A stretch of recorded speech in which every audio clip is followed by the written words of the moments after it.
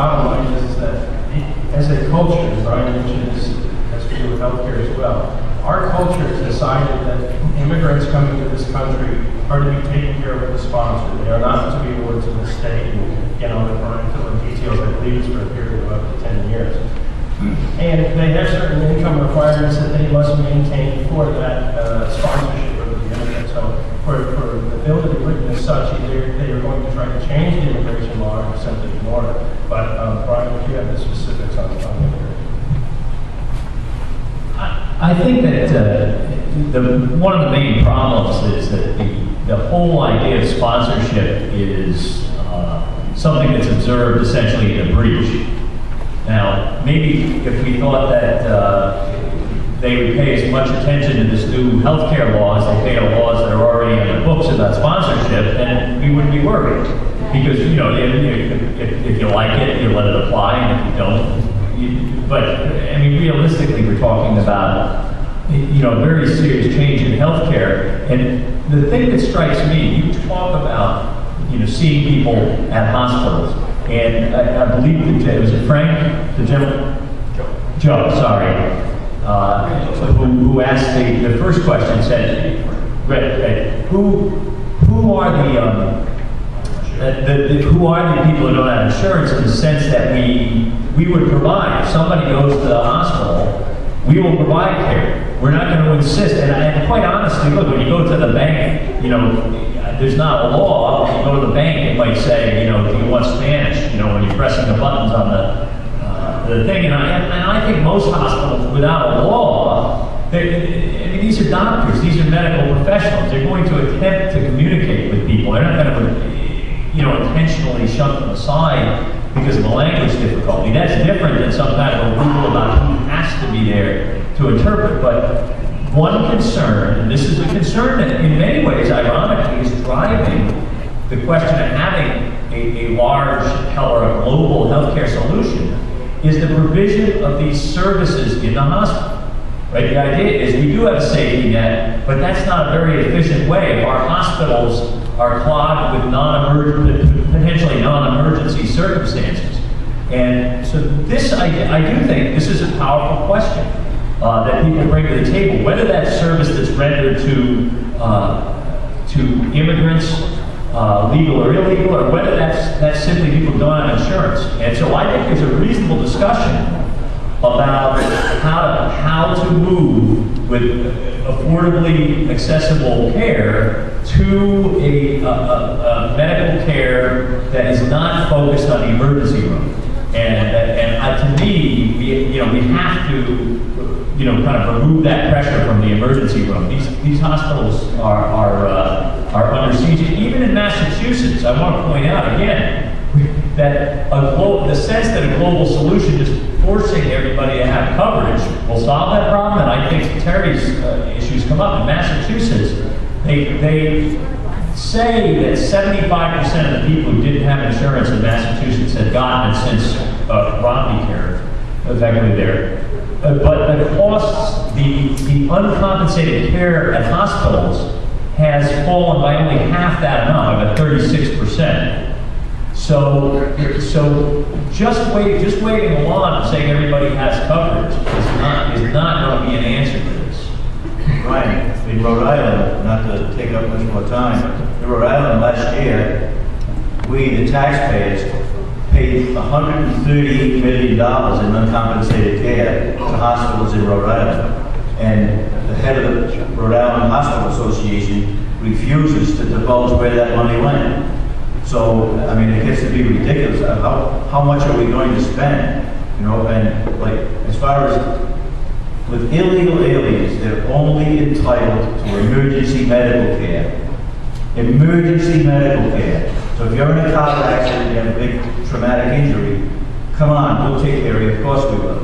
But if you have a hangnail or you have a bad cold, you're not supposed to be in that emergency room. And they're in there every day, and we're taking care of them. And I guess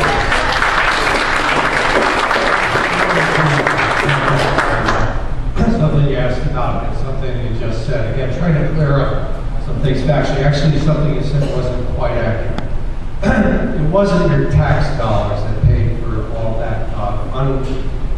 uninsured care at the hospitals. It was actually all of us that have insurance.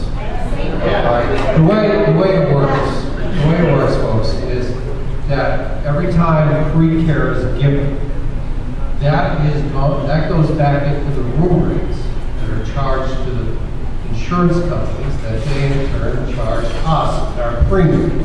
So we're all paying for that now. The only other point I'd like to make is, I don't want to get into the debate about who we treat and who we don't, but once we agree to treat people in a hospital, we already are paying. So we've got to figure out a way not to pay as much. And the problem is, a lot of these folks, whoever, wait till it's so serious, they have cancer, they have heart attacks, and we need to find a way to treat people earlier so that it's cheaper. See, the rest of us have insurance, we go to the doctor, we get our pills for our high blood pressure, our cholesterol, and it prevents a lot of these heart attacks, it prevents a lot of the disease. These folks wait until the end of the process, and then a typical heart attack today can run $75,000 to $150,000. An office visit in Rhode Island costs, not counting the lab work, about $75,000. Who else has questions? Keep in mind, this is your floor. Yes, ma'am. Come on up here. Would you like to? Either way, do it over here. Come on up. Thank you. My name is Donna Cook. I'm from North Italy. As far as the different languages, we have the internet. All you have to do is press a button and from far away, you can get whatever language you need. And you can do that. So that would solve that problem. I like the fact you're using the word illegal alien because all I ever see is illegal immigrant, which is a wrong use of words. They're not immigrants, they're here illegally and they're aliens. And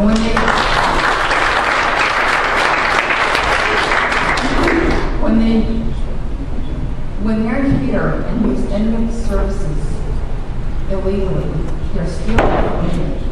They're stealing from my back pocket and my paycheck. They're stealing from all of us. And it's a burden. And I want them gone.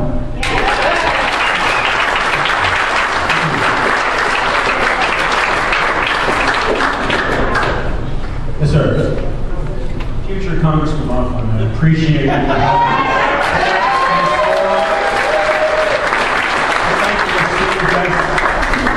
That are here to represent us, since our representative, Patrick Kennedy, will not meet with us. He's pulling the death card. Anyway, part of the problem we have today with Loughlin and the fact that I'm unemployed. I don't have health insurance. That's by my choice. I have the option of electing Cobra, but who can afford to pay $843 a month for health insurance? So I just go without. I went to the doctor's last week, I paid my bill, I walked out, I got my care, it hurt a little bit, so be it, it's done. Why do I have to now fund health care for everybody in the world, it seems, everybody that doesn't belong here? And why just sign these bills into law without reading it, without letting the people read it? I would like the opportunity to read it, even if I don't have 3 lawyers to help me interpret it. Are you willing to allow us to see the legislation? I think you touched on a really important point, and I was particularly struck by an amendment that was in the Senate, I believe Senate Finance, where there was an amendment that was proposed to make sure that the bill sat for 72 hours. That's right. So that they could read the bill, and they rejected that amendment. And what struck me about that was not so much that they rejected the amendment, I kind of expected that, but 72 hours to digest one of the most complex pieces of legislation passed in the 21st century? How about 72 days? Exactly.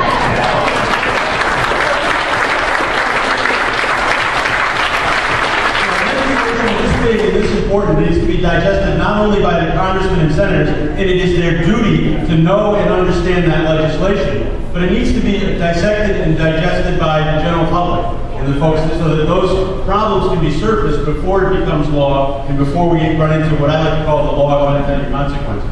So I would have liked to have seen a 72-hour amendment made into a 72-day amendment.